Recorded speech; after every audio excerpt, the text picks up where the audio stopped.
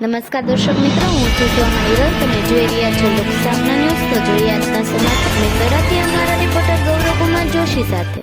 મેંદડા વંદે માતરમ સેવા સમિતિ દ્વારા જે કાશ્મીરના પહેલગામમાં પ્રવાસીઓ પર આતંકવાદીઓ દ્વારા હુમલો કરવામાં આવ્યો અને 28 હિન્દુ પ્રવાસીઓને મોતને ઘાટ ઉતારી દેવામાં આવ્યા, એ મૃતકોના આત્માની શાંતિ માટે કેન્ડલ માર્ચ યોજવામાં આવી અને મૃતકોના આત્માને શાંતિ મળે એ માટે પ્રાર્થના કરવામાં આવી. અને આ તકે જૂનાગઢ જિલ્લા વંદે માતરમ સેવા સમિતિના પ્રમુખ દ્વારા ભારત સરકારને તેમજ વડાપ્રધાનશ્રીને અપીલ કરવામાં આવી કે આ નરસંહારમાં જે લોકોને સામેલ છે તેમને કડકમાં કડક સજા કરવામાં આવે અને પાકિસ્તાન સાથે તમામ સંબંધો તોડી નાખવામાં આવે અને પાકિસ્તાન વિરુદ્ધ નક્કર પગલાં લેવામાં આવે તેવી અપીલ કરવામાં આવી છે. આ કેન્ડલ માર્ચ અને શ્રદ્ધાંજલિના કાર્યક્રમમાં વંદે માતરમ સેવા સમિતિ તેમજ અન્ય ધાર્મિક સંસ્થાઓ અને હિન્દુ ધર્મના તમામ લોકો જોડાયા હતા. નમસ્કાર, હું હરેશ કુમાર, પ્રમુખ શ્રી જિલ્લા વંદે માતરમ સેવા સમિતિ.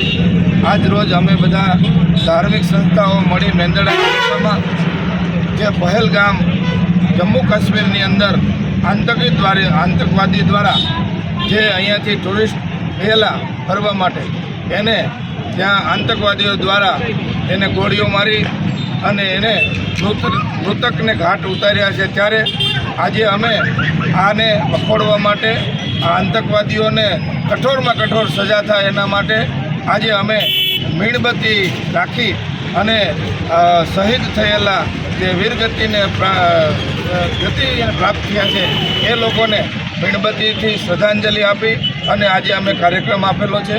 આજે મેંદડા તાલુકાના તમામ હિન્દુ ધાર્મિક સેવા સમિતિ હોય, વિશ્વ હિન્દુ પરિષદ હોય, વંદે માતરમ હોય, મન મંદિર હોય કે અમારા યુવાનો હોય, બધા જ આજે દુઃખની લાગણી વ્યક્ત કરીએ છીએ. ભારત દેશની અંદર જે આતંકવાદી દ્વારા વારંવાર હુમલા કરવામાં આવે છે તેને સરકારશ્રીને અમે બધાએ રજૂઆત કરીએ છીએ, વિનંતી કરીએ છીએ કે આવા આતંકીઓને ઠેર ઠેરથી ગોતીને ઠાર મારવામાં આવે અને આતંકવાદને ખતમ કરવામાં આવે એવી અમારી સૌની માંગ છે. ભારત માતા કી